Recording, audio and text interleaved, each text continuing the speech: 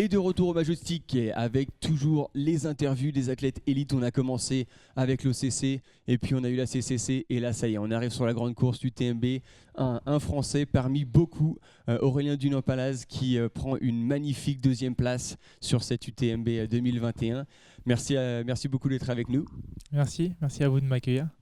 So we're back, elite athletes interviews. We went from OCC, CCC, now we are with the Queen Race UTMB with a Frenchman amongst many Frenchmen in the top 5.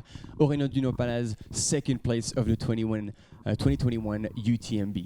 Je te propose qu'on regarde les images, un petit récap de ta course et puis que tu nous expliques comment toi tu l'as vécu. On t'a suivi tout au long de ces un peu plus de 20 heures. Essayer de voir un peu comment toi ça s'est vécu. On va essayer de partager ça. Voilà, un départ un peu comme d'habitude, un peu rapide. Mais...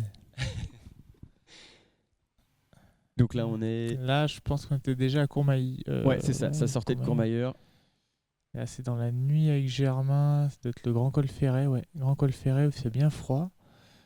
Et là, c'est la Fouilly. On est passé à Champais. Je me suis retrouvé tout seul là, ouais. Allez, la Trian. Trian, ouais. C'était un peu dur. Où le troisième revenait, Mathieu Blanchard. Ouais, c'est ça. Et la dernière grosse base de vie, Valorcine. Ouais, Valorcine, ouais. Il y avait toujours le stress du retour de Mathieu Blanchard. Ouais, ça c'est quelque chose qui était avec toi vraiment. Ouais, parce que je savais les écarts, on me donnait les écarts et en fait il revenait tout doucement donc là j'ai réussi à courir tout le long la montée de col des montées, mais bon. Là c'est là où effectivement tu nous as impressionnés et surtout en fait, donc là on remonte la tête au vent. Là. À la tête au vent et en fait c'est là-haut, on a eu des images de toi avec ton équipe d'assistance et on a vu qu'ils t'ont dit quelque chose et là ça a déclenché quelque chose, on t'a vu partir. Je sais pas si on aura les images, non là je crois que tu avais déjà passé. À la tête au vent ? Ouais, juste après. Juste après et en fait là t'as relancé. En fait, dans les descentes, ça allait bien. La dernière montée aussi, ça allait bien. Mais j'avais du mal quand il fallait relancer vraiment sur du plat. Ouais. Mais les descentes, ça se passait très bien. Et même la dernière descente, j'avais encore de bonnes jambes. Donc j'ai pu profiter et relancer. Ouais. Et voilà, une arrivée à Chamonix, deuxième place. Avec les proches et beaucoup d'émotions, hein. On l'a vu, spécialement cette année d'ailleurs à l'arrivée, que ce soit au CC, CCC, UTMB, beaucoup d'émotions, beaucoup de larmes et on n'arrivait pas trop à l'expliquer. Alors il y a toujours un public complètement incroyable, effectivement aussi des performances, voilà, hein. Il y a toujours des espérances et puis quand ça se réalise c'est sûr que c'est énorme. Et toi comment personnellement t'as vécu cette arrivée ? Ouais, c'est ce que tu dis. On espère un très bon résultat. On a dans le coin de la tête, donc forcément quand ça arrive, voilà, on en profite à la ligne d'arrivée. Là, c'était ma copine, il y avait mes parents, et toute ma famille. C'était une quinzaine, je crois. Donc voilà, ils se préparent aussi pour nous suivre. Donc quand tu arrives, toutes les émotions on lâche. Puis avec le public, ça aide, la musique. C'est quand même la fête du trail international. Yeah, so I was asking him because we have seen a lot of tears of joy and emotions on this finish line, regardless of the races. And say, okay, how does that translate into you when you are the person crossing the finish line? And says, yeah, well, we come with expectations, we come with hopes and dreams, and the fact that sometimes when they do come true, it is very intense emotions, and this is also shared emotion. We saw him with his girlfriend, but also he said his whole family and friends. It was about 15 people all together who had come as well, who had invested time and to support him all throughout the race. And he says when it comes all together, it is very emotional. On a vu une course surtout au début un peu explosée, puis on a vu un peu les deux favoris, François et Jim, partir. Comment toi tu as réagi à ça? Vous étiez un groupe de Français un peu derrière en poursuivant, comment ça s'est passé? Ouais, en fait, dans la montée de col de Bonhomme, on était tous ensemble et puis Jim, à un moment, a accéléré en fait, au passage du col de Bonhomme. Donc en fait, ils se sont retrouvés tous les deux, François et Jim, ils allaient plus vite. Et à aucun moment, je me suis dit, j'ai essayé de les suivre, et sachant que j'étais avec des coureurs de mon niveau, entre guillemets, avec le Russe, avec Pablo Villa et Germain Grangier. Du coup, on a fait chemin ensemble pas mal de temps, ouais.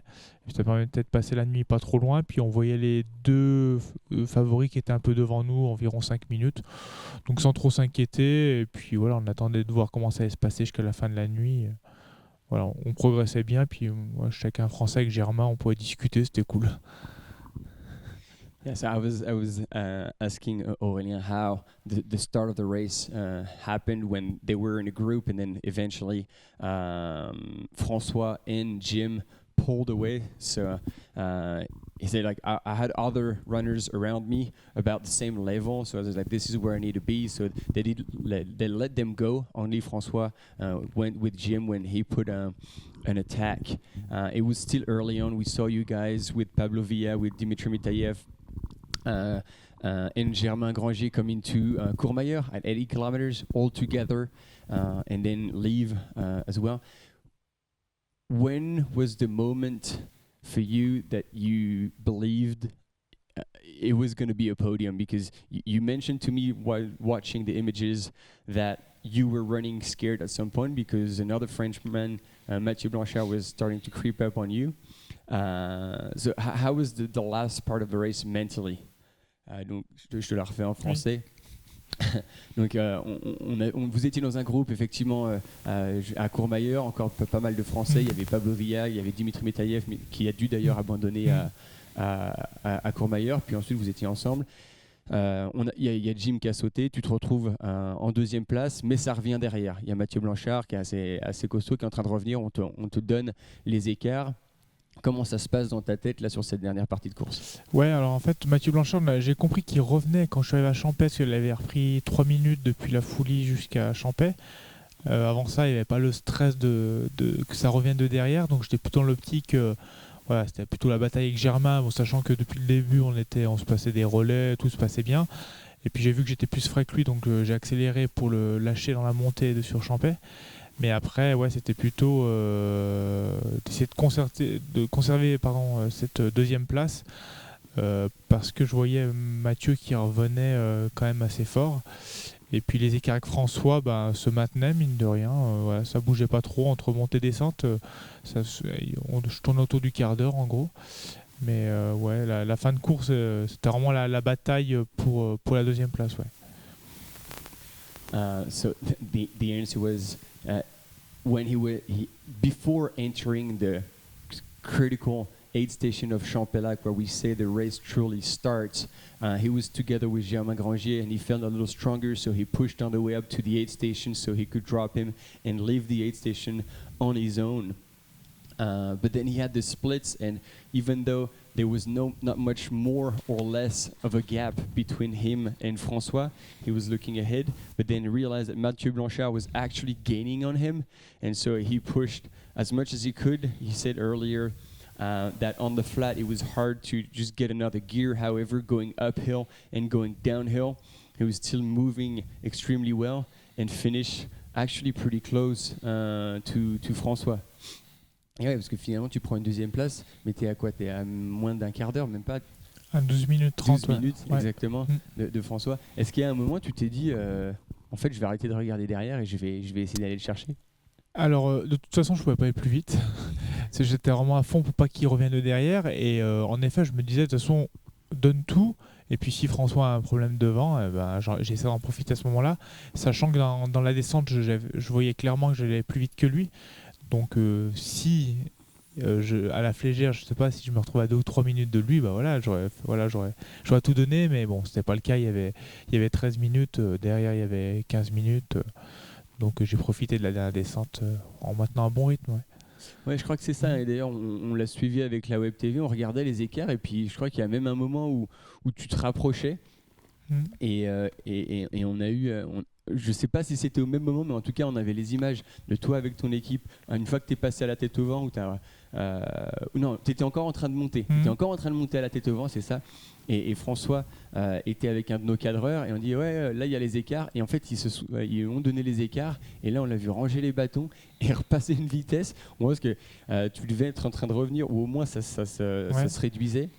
Et du coup, on a vu une réaction à la fois de lui et toi de monter effectivement à la tête devant hyper costaud. Et donc nous, on y a cru, on s'était dit effectivement, s'il se passe quoi que ce soit, ça peut encore changer, quoi. Ouais, j'en avais parlé avec lui à la ligne d'arrivée. Ce qu'il m'a dit, en fait, il a poussé vraiment fort dans la tête au vent pour essayer de vraiment conforter sa première place. Et puis moi, je confortais ma deuxième place. Donc en fait, on est monté pareil finalement. Et je pense que ça a dû lui mettre un petit peu le doute, à se dire, bah mince, je prends pas de l'avance alors que je suis à fond. Et ouais, bah voilà, on s'est donné à fond du début à la fin. Donc ça, c'est chouette plutôt que de faire une course en finissant tout cool, facile, quoi. Ouais. Non, c'était sympa. Yeah, so we talked about the later stages of the race, and it was interesting to hear that there was a battle, obviously, to stay in second place and not get caught by Mathieu Blanchard. So somehow running scared made Aurélien run extremely strong, especially from Col des Montes all the way up to La Tête au Vent. It's this final climb, which is extremely steep. And it was actually the same strategy going on in François' head. It's like, I need to push on that very steep climb to confirm my gap and stay safe in first place. And so the two athletes actually discussed this afterwards and realized that they were both running scared from another runner, and that's how they ended up like staying first and second. Moi, j'avais juste une dernière question parce que du coup, on en a parlé d'ailleurs un petit peu avant en off sur ce record de dénivelé en 24 heures. C'est une approche physique, mais c'est aussi une approche mentale. Est-ce que tu penses que ce type d'épreuve t'aura servi, ou si oui, comment ça t'aura servi pour aborder un UTMB et venir chercher une deuxième place?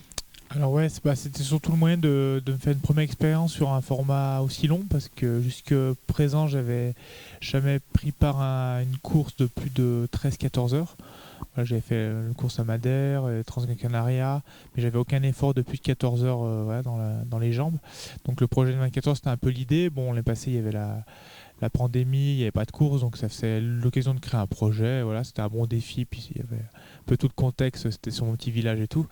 Mais ouais, ça m'a fait une bonne première marque sur une distance, enfin sur une durée très longue.